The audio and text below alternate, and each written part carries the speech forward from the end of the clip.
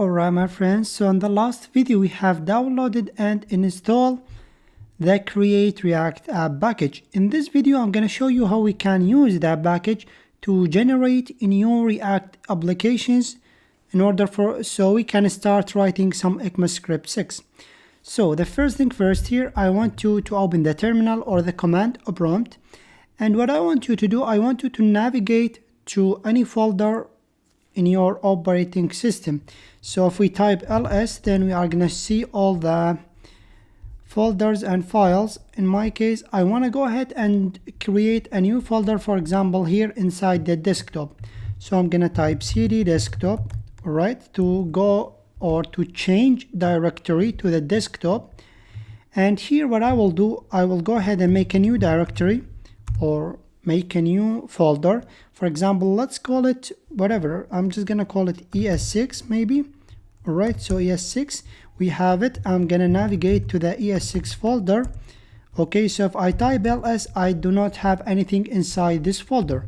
I'm gonna clear my console. All right, so in this folder, I'm gonna generate a new React application.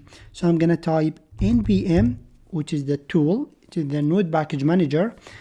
I'm gonna type init, okay, for initialization. I'm gonna type React app, okay, then I can specify my project name. So let's go ahead and take a recap of what we did. So this is a new syntax. It has come with a new version of Create React app, okay.